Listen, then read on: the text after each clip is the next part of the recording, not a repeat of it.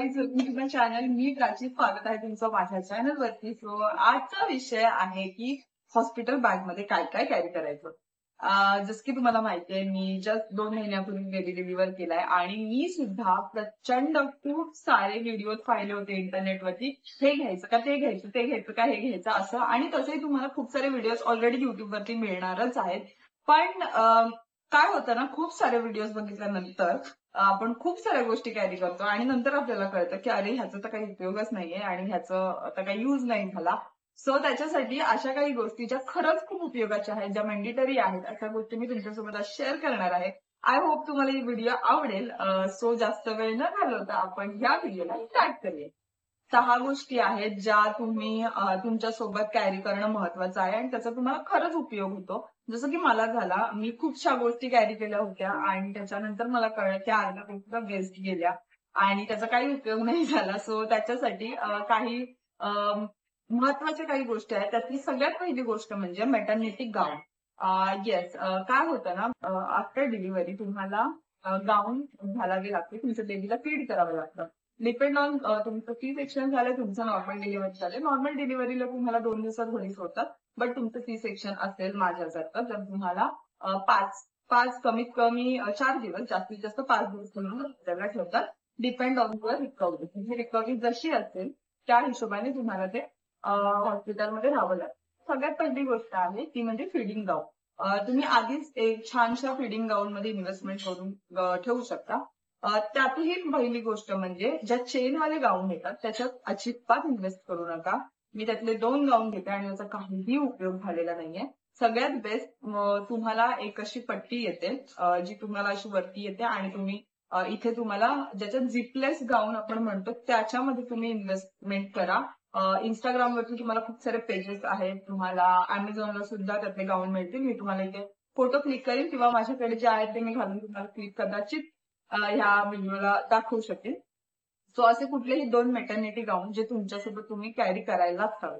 दुसरी गोष्ट म्हणजे ती आहे सॉक्स. अतिशय इम्पॉर्टंट गोष्ट. डिलिव्हरी झाल्याच्या नंतर तुम्हाला प्रचंड थंडी वाजते आणि त्यावेळेस तुमचे पाय वगैरे इतके जास्त सुन्न असतात आणि खूप जास्त थंडी वाजते. तो अशा वेळेस तुम्हाला चांगल्या क्वालिटीचे जाड असे सॉक्स स्वतःसोबत कॅरी करणं खूप महत्वाचं आहे, जे तुम्ही एंटायर डिलिव्हरी तुमच्या पायामध्ये घालूनच राहा. आणि तिसरी गोष्ट म्हणजे स्लीपर्स. तो त्या सॉक्स सोबत जर तुम्हाला बाथरूमला जायचं असेल किंवा टॉयलेट यूज करायचं असेल तर त्याच्यासाठी एक छान मऊ असे स्लीपर तुम्ही कॅरी करू शकता. मी 2 प्रकारची केली होती, एक बाथरूमसाठी वेगळी आणि एक रेग्युलर साठी वेगळी. दोघांचा फोटो मी तुम्हाला स्क्रीनवरती मेन्शन करेन. एक जी नॉर्मल यूज साठी होती ती थोडी उबदार होती, जी सॉक्स सोबत मी यूज करेन अशी होती. आणि एक होती ती स्लीपर टाईप होती, जी तुम्ही बाथरूमला वगैरे जायला यूज करू शकता अशी. म्हणजे आहे ती आहे सॅनिटरी पॅन्टीज. मी तुम्हाला सजेस्ट करेन सॅनिटरी पॅन्टीज यूज करा. जसे की सी सेक्शन मध्ये तुम्हाला खाली टाके असतात आणि तुम्ही त्याच्यामध्ये पॅन्टी नाही यूज करू शकत. आपल्या कापडाची पॅन्टी, त्याची इलास्टिक लागू शकते.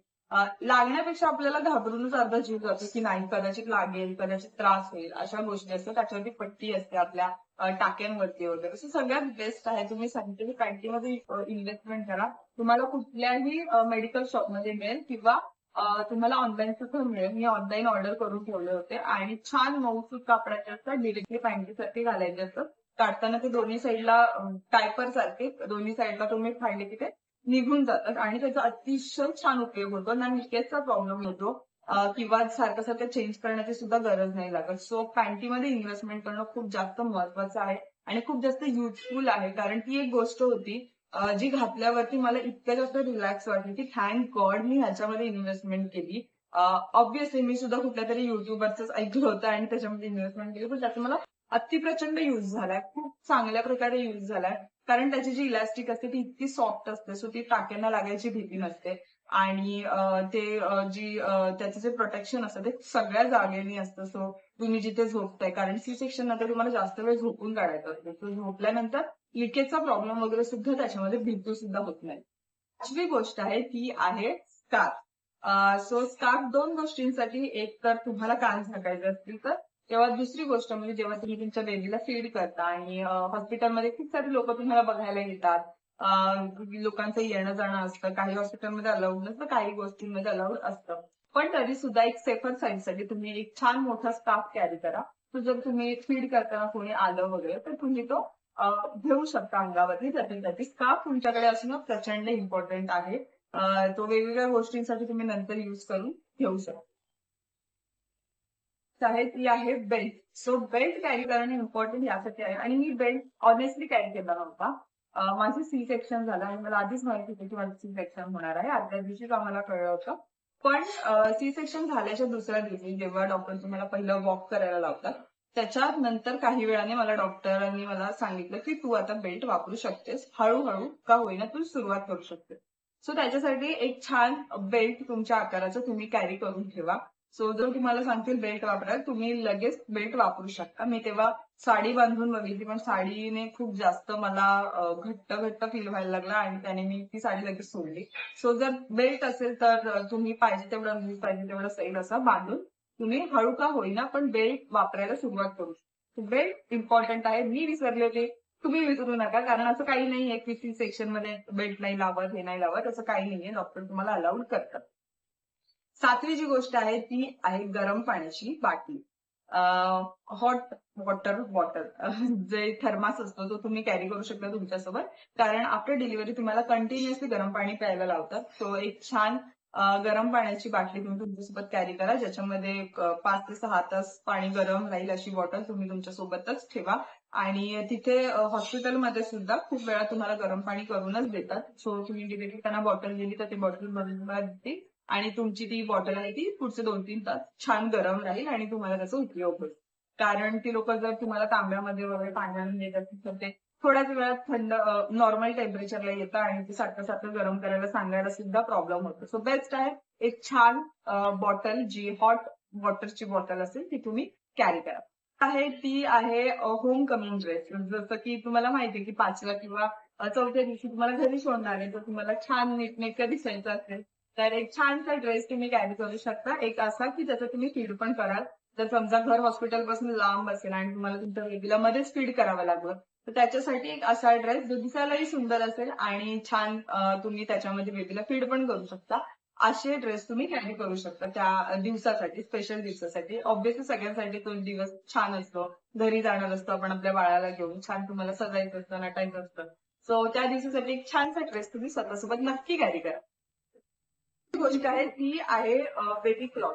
सो माझ्या वेळेस मी खूप सारे कपडे बाळाचे कॅरी केले होते कारण मला माहित नव्हतं की जे काही 4-5 दिवस मला हॉस्पिटलला राहायला लागणार आहे, कपडे लागतात नाही लागतात कसे, ह्या गोष्टी मला माहित होत्या. बट मी ज्या हॉस्पिटलमध्ये होते त्या हॉस्पिटलमध्ये त्यांनी बाळाचे कपडे हे स्वतःकडनं दिले होते. ते स्वतःच 3-4 दिवस त्यांना आंघोळ घालून त्याला छान रॅप करून स्वेडनिंग आपण म्हणतो, जसं की त्याला आपण जे बाळाला बांधतो वगैरे ते सगळं करून ती लोक देत होते. टोपरं असेल, त्याचे जे कपडे असतील आणि ते बांधण्याचं त्यांचं कापड असतं सगळं ते युज करत होते. बट घरी जाताना तुम्ही तुमचे कपडे तुम्ही तुमच्या बाळाला घालायचं असतं. सो त्याच्यासाठी एक छानसा बांधण्याचा कपडा तुम्ही वेगळा घेऊ शकता. कारण आपल्या मैत्री कपडे घालून तर घरी नाही येणार, त्याला आपण बांधूनच नेतो. सो एक छान सुंदर असं एखादी आपल्या मम्मीची साडी किंवा आजीची साडी असेल जी छान दिसणारी असेल ती तुम्ही कॅरी करू शकता तुमच्या बाळासाठी. तर त्याच्यामध्ये तुम्ही बांधून एक छान गृहप्रवेश बाळाचा तुम्ही त्याच्यासोबत करू शकता. शेवटची गोष्ट ती आहे छोटासा मेकअपचा पाऊच. ऑब्व्हियसली सगळ्या मुलींसाठी एक मेकअपचा पाऊच असावा. सो त्याच्यात काय काय गोष्टी असाव्यात, त्याच्यात काही इसेन्शियल गोष्टी आहेत. लिपस्टिक, कॉम्पॅक्ट तर आमचीच गोष्ट आहे, त्याच्यापेक्षाही इम्पॉर्टंट आहे एक छान पाऊच कॅरी करा ज्याच्यामध्ये 4-5 गोष्टी अतिशय इम्पॉर्टंट असतील. सगळ्यात पहिली गोष्ट म्हणजे टूथब्रश आणि पेस्ट. ब्रश आणि पेस्ट तुमच्यासोबत तुम्ही कॅरी करा. सगळेच हॉस्पिटल तुम्हाला ते प्रोव्हाइड नाही करणार. माझ्याकडे मला केलं नव्हतं सो मी ती कॅरी केली होती, एक ब्रश आणि टूथपेस्ट. दुसरी गोष्ट म्हणजे फेस वॉश. कारण लगेचच तुम्हाला आंघोळीला देतीलच असं नाही. प्रत्येक हॉस्पिटलचे रूल्स अँड रेग्युलेशन्स वेगळे असतात. मला त्यांनी पहिल्या दिवशी आंघोळ करायला दिली होती, पण हलका हलका, टाक्यांना पाणी न लावता. सो तुम्ही तुमच्यासोबत ब्रश, टूथपेस्ट आणि फेस वॉश या 3 गोष्टी त्या पाऊचमध्ये नक्की कॅरी करा.